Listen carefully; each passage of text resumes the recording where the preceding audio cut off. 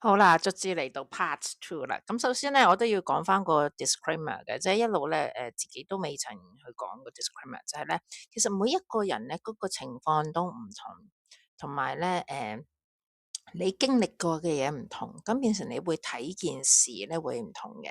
其實我拍翻個 video 出嚟分享咧，即係唔係要去講 absolutely，即係租樓好啲定係買樓好啲，而係咧喺我個經歷入面咧，我要喺唔同嘅階段有唔同嘅 considerations 啦，亦都有唔同嘅 factors 影響過我，咁然之後最後得出嚟嘅而家呢一個結果嘅。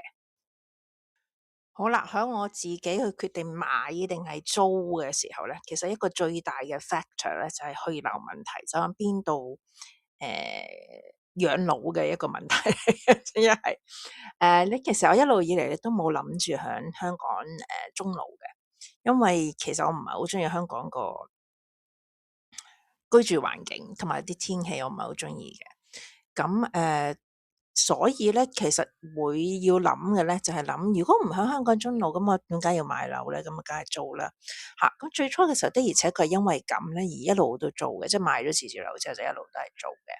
咁跟住咧就到後期咧，因為自己條腰骨咧有啲嘅 issue 啊，咁但係又唔係去到話即係 touch wood 唔係去到好嚴重，咁即係仲可以應付到搬屋啊諸如此類。但係你話如果要我去到即係可以去搭長途機，然之後仲要帶埋我兩隻貓仔咁樣去，咁你哋要知道咧，搬屋咧，你去旅行同你去移民嘅時候咧，你要搬嘅嘢個量咧係兩碼子事，咁仲要加埋咯，要搬埋兩隻貓咧，其實嗰條路咧都幾迂迴嘅，咁所以咧再加埋我條腰骨其實同氣壓有啲嘅關係嘅，咁所以如果你上機，其實個氣壓會轉變。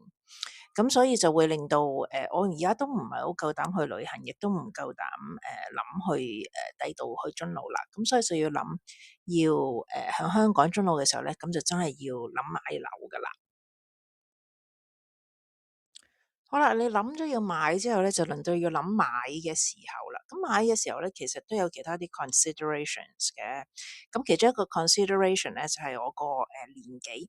其實呢年紀咧，唔單止影響緊你究竟租唔租到樓，的而且確過咗年紀大啲係真係難租樓噶。我又好肯定話你知，一定會係難啲。咁另外一個 factor 咧，就係你要諗，到你真係覺得啊，你難租樓啦，你要去買樓，你要上會嘅時候，你個年紀有幾大，都會影響緊你個銀行會批唔批你個按揭嘅，同埋會批嘅時候有啲乜嘢嘅其他嘅 conditions 會要你去做嘅。咁所以咧，其實所以就會諗啊，都應該係呢幾年嘅，即係呢幾年嘅時候啦，咁就開始已經去睇個市，咁就開始去睇個市嘅。好啦，到睇市嘅時候咧，成日都話咧，你唔可能即係好似有個水晶球嘅，咁預示得到咧 exactly 邊一個位置個底，除非你行到去近啲嘅時候。咁同埋浪入面亦都有幾浸浪嘅，即係一個大細浪嘅唔同嘅情況。咁呢個大細浪亦都影響緊你要計翻你自己嘅年紀，然之後嚟到去計翻你究竟你想食咩嘢浪個底。咁好啦，咁我自己就喺度睇。咁嗰時其實一路都已經有諗住買樓嘅時候，即係已經有成3-4年有3年度想買樓嘅3-4年啦，想買樓。咁就嗰陣時開始會留意個市，咁就一路睇，即係睇緊佢幾時係底咧，一路都未覺得係會好係嘅。咁到應該幾時啊？今年26年，應該係24年嘅9月度啦，定係8月啊？8月應該都已經開始已經覺得係嘅啦。就24年嘅8月度，就覺得應該個底咧，我要食中浪嘅，因為我個年紀問題。咁我覺得個中浪底咧，應該會係喺25年嘅5月至到8月嘅。我嗰陣時覺得係咁。咁所以咧，我就係喺24年嘅，我諗10月11月度啦，開始已經睇樓噶啦。咁就睇咗好耐好耐嚇。咁但係我就希望嗰陣時就係 target，即係我成日都話咧，你第一樣嘢你冇可能捉到 exactly 個浪底，唔係一定捉到最底個價底。另外一樣嘢咧，就係你買股票可能就會容易啲啊，即係快啊。咁但係你要買樓，你要慢慢揀噶嘛。咁所以其實我都預咗少少咧，即係自己唔會食得咁 exactly 嗰個底位嘅。但係凡事都總有意料之外。好啦，咩就係意料之外就係自己咪咪摸摸咯。自己揾樓揾好耐。點解會揾樓又揾咗咁耐咧？其實係有幾樣嘢喺度掙扎嘅，就係地區同埋樓齡之間，同埋有一啲嘢咧，你係唔可以 foresee 嘅。即係我起初有想諗買一手嘅，咁但係一手佢一日未開出嚟，你都唔知佢入面啲間隔係點，咁所以咧亦都令到咧有好多嘅點講啊？預料之外嘅一樣嘢咧，就係覺得呢個本來幾好，哎呀個間隔咁嘅，咁嗰隻咯，咁就最後就會變成係需要嘅時間耐咗，同埋因為我係喺屋企做嘢，變咗個地區冇乜限制，咁所以咧呢個亦都變成我好似跑雲趕九18區去睇樓，咁所以都搞咗好耐時間。咁啦，好啦，考慮因素咧，其實真係同個 budget 同埋自己嘅 financial planning 有關嘅。咁即係其實我爹哋嗰時走嘅時候咧，都有留低啲錢，即係佢都係因為佢自己有生意噶嘛，咁所以佢同埋有物業嘅，咁所以其實就都有一筆首期喺度嘅啦。咁但係問題係咧，嗰個要 budget 就係要諗下，即係自己幾時會供斷佢，同埋你自己未來你 project 到自己嘅 income 幾多，即係你唔可以 project 得太過點講啊？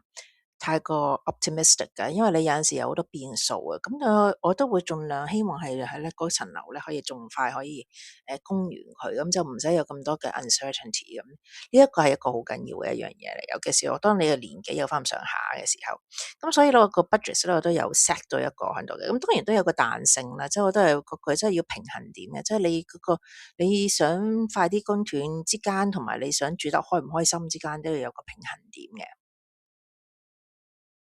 好啦，跟住咧就地點同埋配套，因為我覺得呢兩樣嘢應該有關聯嘅，所以黐埋一齊講。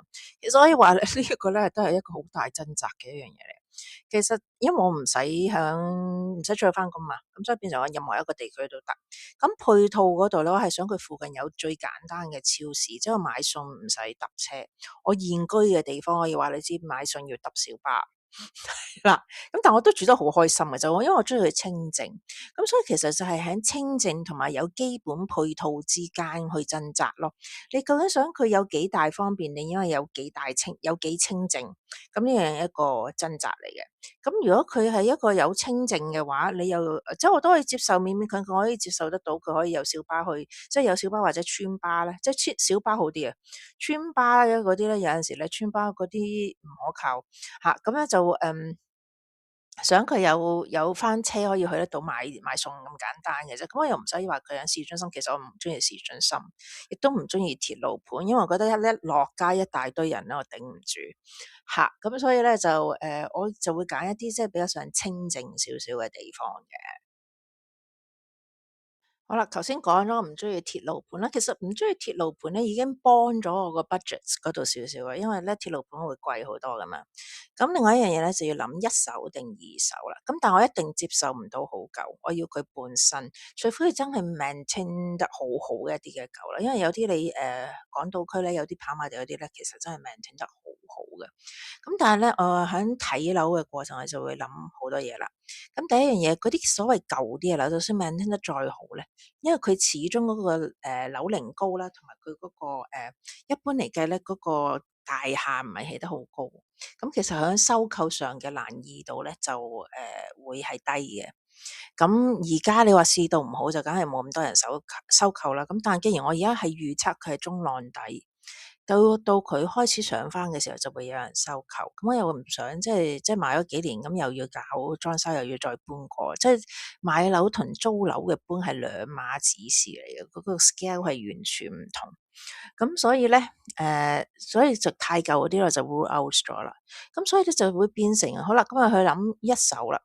哇！一手我睇過好我唔係睇好多一手嘅，就應該就係睇咗兩個一手盤，因為有啲一睇嗰份息咧，已經覺得哎呀唔掂當。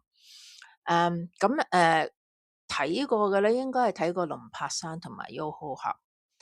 龍柏山其實佢個環境靚嘅，咁我有幾樣嘢就有啲 concern 嘅。第一樣嘢就佢要靠村巴啦，村巴得一架車啦。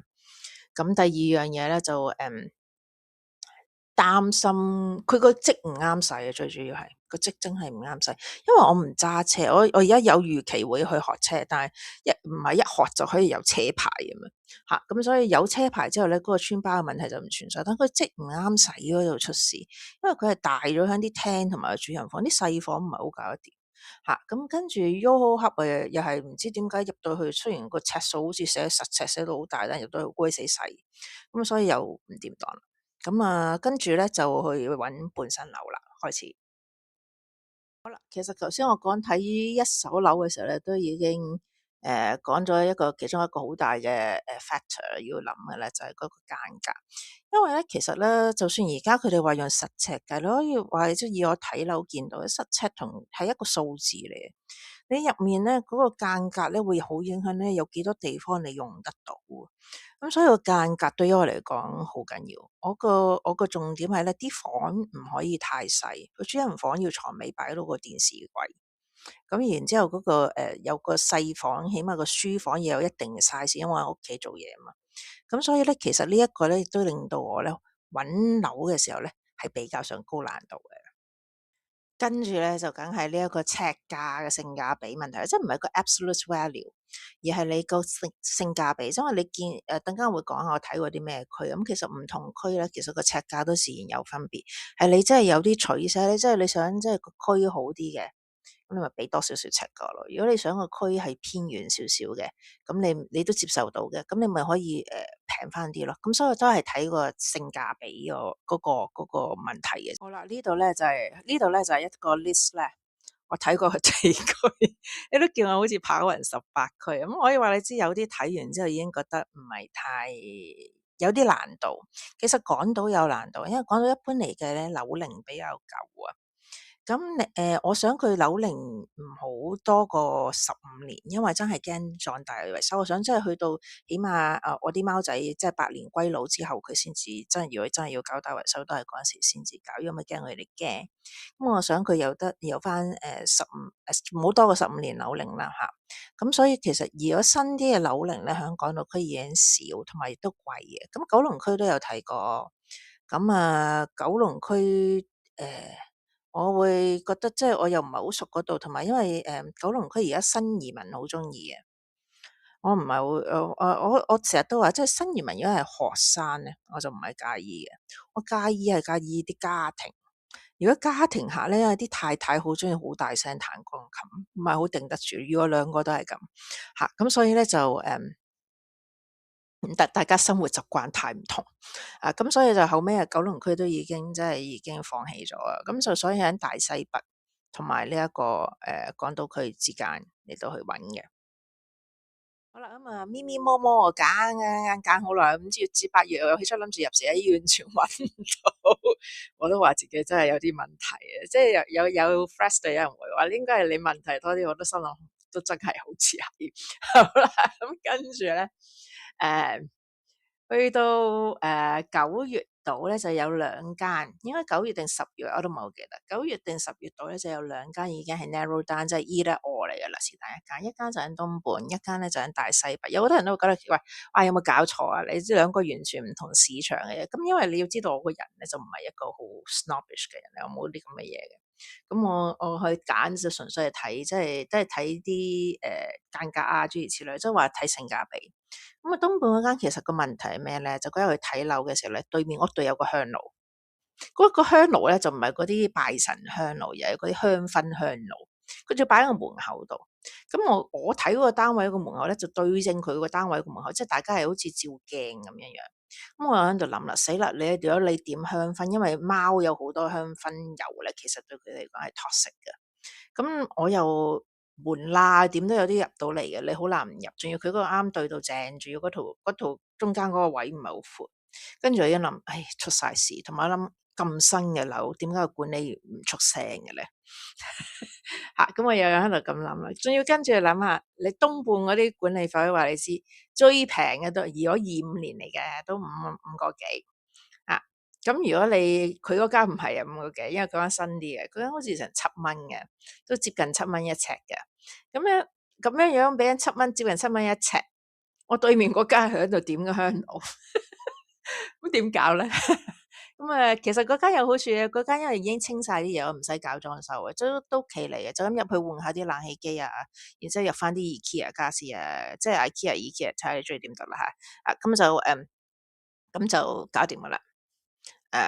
所以嗰間就簡單嘅。咁跟住大西北嗰間就有好多呢啲唔係入場嘅上場嘅家私啦，咁都有好多嘢搞嘅。咁同埋都遠啦。咁但係佢即係其餘有一樣嘢咧，就係個管理費平啲啦。咁同埋個質咧係啱使啲，因為你大西北自然亦都會大過東莞嗰個好多。因為東莞除咗嗰個尺數細啲咧，佢啲房嘅時候咧，全部好多啲一岩一巉位嘅，即係好多啲凹咗入去嘅位。咁所以咧，其實最後咧，但我可以話你知嗰個最大嘅問題都嗰個香爐係啦，就係都嗰個香爐。咁所以就最後就揀咗大西北嗰間。點解最後會揀咧？其實大西北嗰個，你問我係咪即係我覺得係 perfect 咧？又一定唔係嘅。咁點解會買咧？就因為覺得我睇得到個市開始明顯地轉角。咁如果個市明顯地轉角咧，因為咧你要睇一啲圖畫咧，其實睇你點睇咧，即係成日都話你睇佢係 W 定 M 字咧，好睇你個人嘅取向，睇成佢點，同埋你嗰個浪闊到幾闊。我睇佢咧，而家佢中浪個位就行咗個 W。佢行咗個 W 咧，你就要小心。如果真係我真係唔係要鼓勵人哋買啦，唔好誤會啊！即係我覺得真係好睇你究竟係，即係我都係話啦，睇你食浪食幾多，同埋你想有冇必要去買。咁好似我呢啲咁有必要嘅，我又要食中浪嘅咧，咁我就係要入市嘅一個嘅簡單嘅一個嘅 decision 嚟噶啦。咁所以就揀咗嗰間，咁就係咁。